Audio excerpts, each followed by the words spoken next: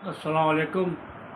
SM Nashid की अदबी दुनिया में हम आपका इस्तकबाल करते हैं।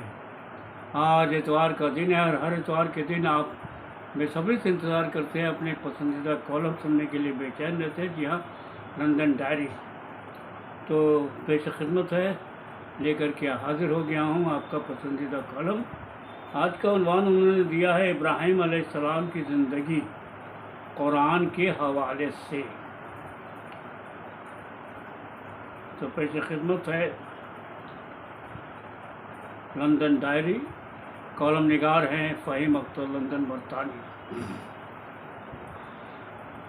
इब्राहिम अलैहिस्सलाम वो पहले पैगंबर थे जिनको अल्लाह ने नबी, पैगंबर, अबुल अंबिया, खलीलुल्लाह,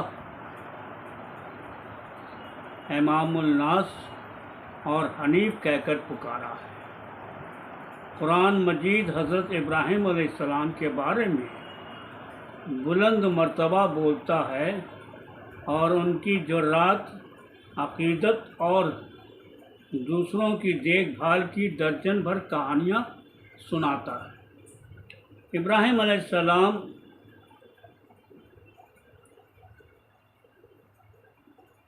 अक़लीम सूबा के हाबुल के मुकाम कोटा में पैदा हुए और उनकी वालदा का नाम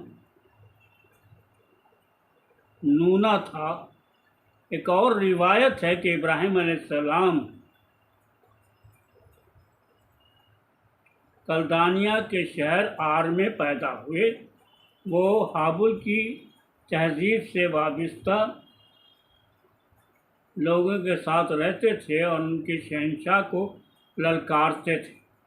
उन्होंने मिस्र का सफ़र किया और कनाइयों, आज के फ़लस्तीनियों, लुबनानियों और शामियों के हुक्मरानों का सामना किया। कुरान उनके किरदार, हिकमत, बहादुरी, खुदा से मोहब्बत और इंसानियत की कामयाबी के लगन को रोशन खराज तहसीन पेश करता है। अहदनामा कदीम की किताब में इब्राहिम अलैहिस्सलाम की तफसीली सीरत पेश की गई है और कुरान के मुफस्सिरीन ने इसको कुरानी नज़रियात की वजाहत के लिए आज़ादाना तौर पर इस्तेमाल किया है। उनकी मीरास दिलेरी के साथ एक खुदा पर एतक़ाद की तबलीग है और तौहीद और काफिरों के बुतों से दूर करती, उन्हें चैलेंज करता है वो किसकी इबादत करते हैं। उन्होंने अल्लाह की मोहब्बत के लिए हर चीज़ कुर्बान कर दी है, जिसकी मिसाल अपने प्यारे बेटे की कुर्बानी। आइए हम इब्राहिम अलैहिस्सलाम की हैरत अंगेज़ ज़िंदगी की कहानी, अक़ीदत और कुर्बानी का जायज़ा लेते हैं। कुरान मजीद की तकरीबन 22 सूरतों में हज़रत इब्राहिम का ज़िक्र आता है और उस मुकामात पर इब्राहिम अलैहिस्सलाम की कहानी बयान की गई है। मैं उन हवालों को शामिल कर रहा हूँ ताकि आप उन्हें देखें, समझें और ख़ुद उसका मुताला करें। इब्राहिम अलैहिस्सलाम मुतारुफ़ हो रहे हैं बकरा 129 से 134 और नहल 120 से 123।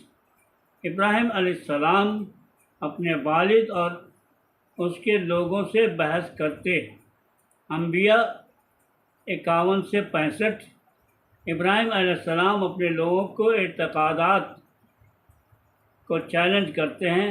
अनम 74 से 84।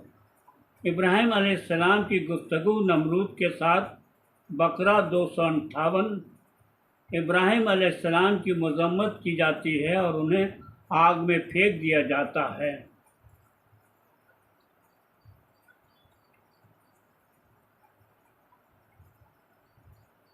तनूबा 68 to 70। इब्राहिम अलैहिस्सलाम अल्लाह से इल्तिजा करते हैं कि वो उन्हें क़यामत की यकीन दहानी कराए। बकरा 260। ابراہیم علیہ السلام فرشتوں کے ساتھ ملتے ہیں۔ ہود 69-76۔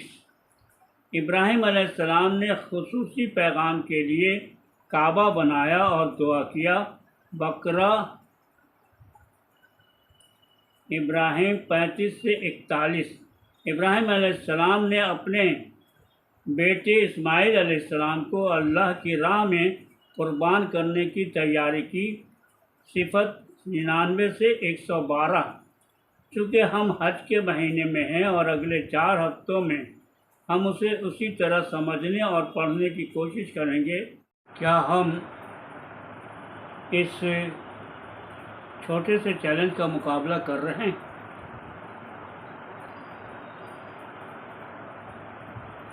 حضرت ابراہیم علیہ السلام تقریباً 4000 سال قبل اس دور میں رہے جسے ہم عراق کہتے ہیں، اور ان دنوں یہ کلدی سلطنت کے نام سے مشہور تھا، جہاں موجودہ شہر موصل کے قریب میں پلے بڑھے تھے۔ یہ شہر ستاروں، چاند، سورج کی پوجا کے لیے ایک مشہور مرکز تھا، اور ان کا خیال تھا کہ آسمانی مخلوقات انسانی مقدر پر اثر انداز ہوتی ہیں۔ اس کے علاوہ وہ لکڑی، پتھر یا کسی دوسرے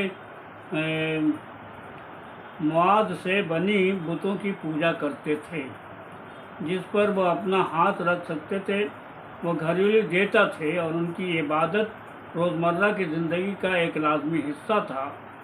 انہیں اس بات کا یقین تھا کہ اس سے انہیں بہتر صحت، خوش قسمتی، مضبوط خاندان اور ایک محفوظ شہر حاصل ہوا۔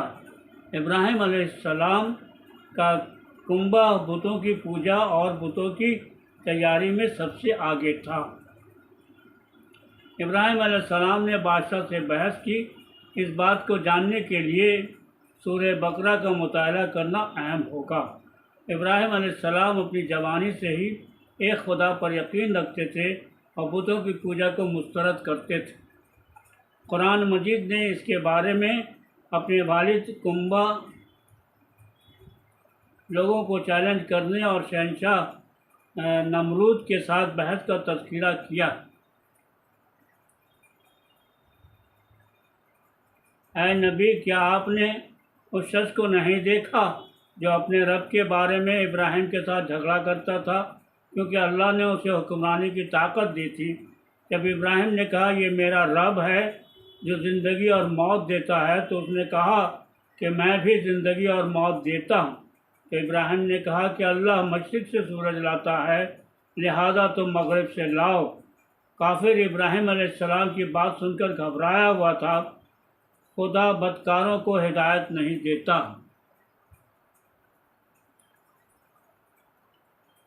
بقرہ 258۔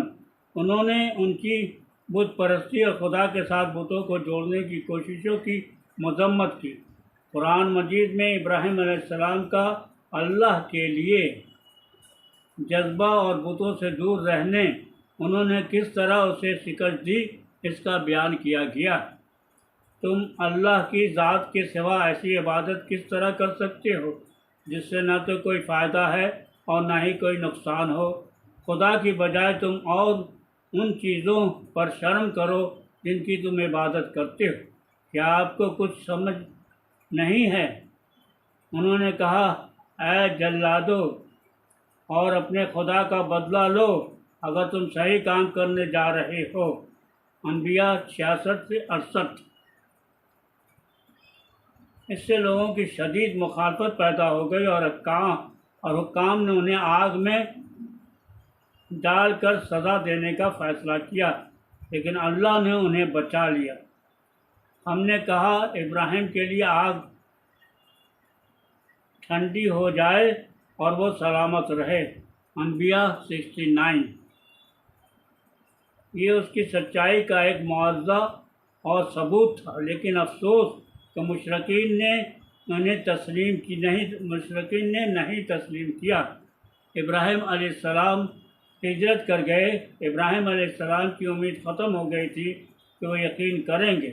وہ ضدی اور مغرور تھے، چنانچہ وہ اپنی بیوی اور بھتیجے لوط کے ساتھ اور سے ہجرت کرنے کا فیصلہ کیا۔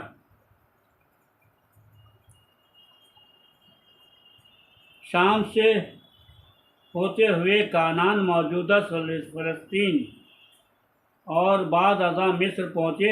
ابراہیم علیہ السلام نے بڑے پیمانے پر سفر کیا اور تقریباً خانہ بدوش کی زندگی بسر کی۔ ان کا مقصد اپنے رب کو خوش کرنا اور اللہ کی وحدانیت کے پیغام کو عام کرنا تھا۔ قرآن مجید نے خوبصورت الفاظوں میں ابراہیم علیہ السلام کے عہد، عقیدت اور خدا سے محبت کو بیان کیا۔ جب ابراہیم کے رب نے ان کو متعدد آزمائشوں کا تجربہ کیا جو انہوں نے پورا کیا تو اس نے کہا، میں آپ کو لوگوں کا فائدہ بناؤں گا۔ ابراہیم نے پوچھا، اور کیا تم میری اولاد میں سے رہنما بناؤ گے؟ اللہ نے جواب دیا، میرا وعدہ برائی کرنے والوں کے لیے نہیں آتا ہے۔ بقرہ 124۔ ابراہیم علیہ السلام کی زندگی سے ہمیں مندرجہ ذیل اخلاقی سبق حاصل ہوتا ہے۔ بچوں میں اچھی خصوصیات کی پرورش اور نشو و نما۔ ابراہیم علیہ السلام نے اپنے نوعمر بیٹے اسماعیل کو اپنا خواب سنانے کے بعد پوچھا، تم کیا سمجھتے ہو؟